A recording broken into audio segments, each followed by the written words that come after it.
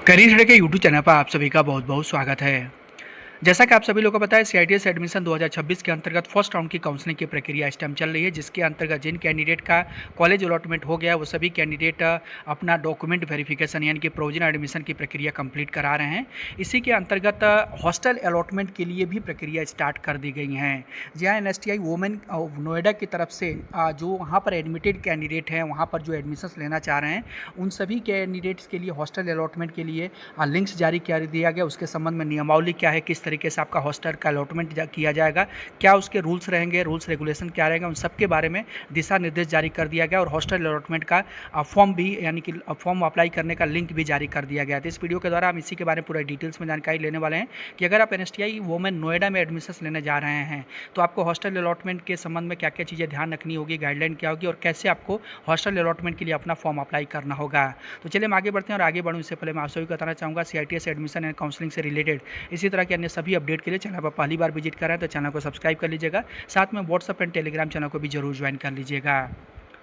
वापस हम अपने टॉपिक पर आते हैं। एनएसटीआई वुमेन नोएडा की ऑफिशियल वेबसाइट पर हम विजिट करते हैं तो यहाँ पर आप देख सकते हैं, जब इस वेबसाइट पर आप विजिट करेंगे तो यहाँ पर स्क्रॉल करते हुए आप नीचे आएंगे और यहाँ पर देख सकते हैं व्हाट्स न्यूज़ सेक्शन में hostel form for NSTI women Noida trainee CITS and admission 2026-27, यानी कि केवल और केवल वही कैंडिडेट इसके लिए एलिजिबल हैं अप्लाई करने के लिए जो कैंडिडेट फाइनल एडमिशन्स अपना एनएसटीआई वुमेन नोएडा में ले रहे हैं। यानी कि अब आपका जो आप प्रोविजनल एडमिशन्स ले रहे हैं उसके बाद आप कॉलेज ट्रांसफ़र नहीं कराना चाहते, फाइनली आप एनएसटीआई वुमेन नोएडा में ही आप एडमिशन्स लेना चाहते हैं, तो ऐसे में आपके लिए ये जो नोटिस जारी कर दी गई। इस नोटिस के अंतर्गत देख सकते हैं जो ये लिंक है वो जारी किया गया है। इस लिंक के अंतर्गत आप इस लिंक को जो है कि स्कैन करते हुए आप यहाँ से अपना फॉर्म अप्लाई करेंगे। ये लिंक आप इसका डायरेक्ट अप्लाई करने का लिंक आप मैं कोई वीडियो के नीचे डिस्क्रिप्शन बॉक्स में दे दूँगा।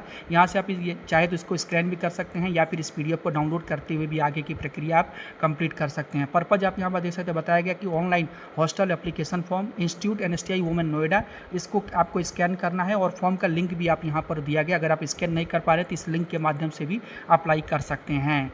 लेकिन इसको अप्लाई करने से पहले अगर हम इसकी बात करें रूल्स एंड रेगुलेशन क्या रहेगी, तो इसके संबंध में जो एनएसटीआई वुमेन नोएडा की तरफ से गाइडलाइन जारी की गई वो आप देख सकते हैं। इसके अंतर्गत जो पहली कंडीशन वो ये है कि छात्रावास में प्रवेश लेने वाले छात्रों के साथ उनके माता पिता, सगा बड़ा भाई, सगी बड़ी बहन का साथ में होना आवश्यक है, तभी आपका हॉस्टल अलॉटमेंट किया जाएगा। छात्रों को आवंटित किए गए कमरे में ही रहना होगा। छात्रावास में छात्रों की हाजिरी पर्यवेक्षक द्वारा रात्रि 8:30 से 9:30 बजे के बीच ली जाती है, तो प्रत्येक छात्रा को हाजिरी के समय मौजूद रहना अनिवार्य रहे। हाजिरी के बाद किसी भी छात्रा को छात्रावास से बाहर जाने की अनुमति नहीं होगी। यदि कोई ये चूँकि वो एनएसटीआई वुमेन नोएडा है, यहाँ पर केवल फीमेल कैंडिडेट है, तो इसलिए यहाँ पर छात्रा के तौर पर संबोधित किया गया है कि यदि कोई छात्रा हॉस्टल से उपस्थित होते हुए भी हाजिरी रजिस्टर में 3 दिन अनुपस्थित पाई जाती है तो यह दंडनीय होगा। कोई भी छात्रा बिना किसी वजह के या बिना अनुमति के कार्य दिवस के प्रातः 9 बजे से लेकर के शाम के 5:30 बजे के बीच हॉस्टल में मौजूद नहीं रहेगी। किसी भी छात्रा को सुबह 6 बजे से पहले छात्रावास में से बाहर जाने की अनुमति नहीं होगी तथा रात्रि 8 बजे के बाद छात्रावास में प्रवेश की अनुमति नहीं होगी। छात्राओं को संस्थान से बाहर खरीदारी के लिए जाने की अनुमति केवल शनिवार के दिन केवल 3 घंटे के लिए जाने के शाम 5:30 बजे या उससे पहले की हो सकती है। यानी कि इसके बीच में आपको टाइम यानी 3 घंटे का टाइम सैटरडे या संडे को आपको प्रोवाइड किया जाएगा। छात्रावास में प्रवेश के समय ही छात्राओं को अपने आवेदन के समय के साथ ही स्थानीय अभिभावक के फोटो देने होंगे।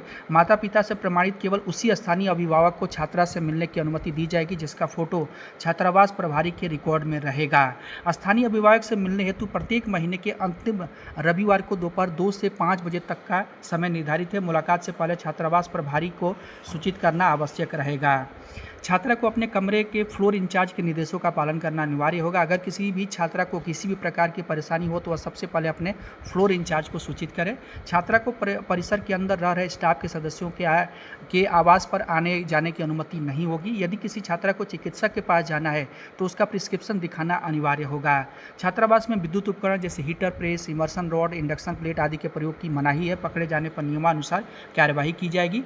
मेस की फीस प्रत्येक माह की 5 तारीख तक जमा करनी होगी। छात्रावास में रहने वाली सभी छात्र छात्राओं को सफाई का विशेष ध्यान रखना होगा। अपने कमरे तथा फ्लोर को व्यवस्थित रखना स्वयं की जिम्मेदारी होगी। अपने किसी भी जानने वाले रिश्तेदार को हॉस्टल में ठहरने की अनुमति आपको नहीं दी जाएगी। संस्थान के किसी भी छात्रा को छात्रावास में बिना अनुमति पाया गया तो उसके विरुद्ध अनुशासनात्मक कार्रवाई की जाएगी। छात्रावास के आवंटित कमरे में मौजूद सामान की जिम्मेदारी स्वयं छात्रा की होगी। इसके अलावा कोर्स खत्म होने के तत्पश्चात छात्रा को तुरंत छात्रावास छोड़ना होगा। यदि छात्रा छात्रावास के कमरे को नहीं छोड़ती है तो अपना ताला लगाए रखती है तो ऐसी छात्राओं के विरुद्ध नियमानुसार कार्रवाई की जाएगी तथा हॉस्टल प्रशासन कमरे का ताला खुलवाकर हॉस्टल के कमरे का प्रयोग में लेने हेतु स्वतंत्र होगा। प्रशिक्षण के दौरान छात्रावास छोड़ने पर अभिभावक की उपस्थिति अनिवार्य रहेगी।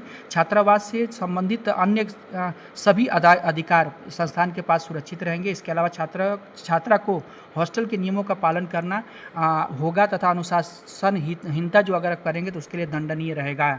उपयुक्त नियमों का पालन न करने वाली छात्राओं को हॉस्टल से निष्कासित कर दिया जाएगा। तो ये वो सारे नियम से जो कि आपको हॉस्टल अलॉटमेंट से पहले ध्यान देना होगा।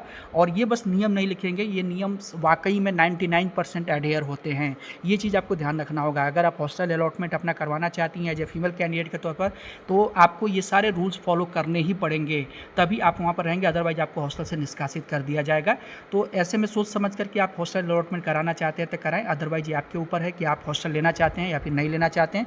अगर हॉस्टल लेना चाहते हैं तो इसके लिए जो QR कोड मैंने दिखाया उसको स्कैन कर सकते हैं या फिर इसका जो डायरेक्ट लिंक है फॉर्म अप्लाई करने का वो मैं आपको यहाँ पर दे दे रहा हूँ, जो कि देख सकते हैं। ये हॉस्टल अलॉटमेंट करने के लिए फॉर्म है, तो आपको इसको फॉर्म को फिलअप करना होगा। जैसा कि मैंने बताया केवल वही कैंडिडेट इसका फॉर्म अप्लाई करें जो candidate first NSTI women Noida में फाइनल अपना एडमिशन्स लेने के लिए कन्फर्म है, वही कैंडिडेट अप्लाई करें।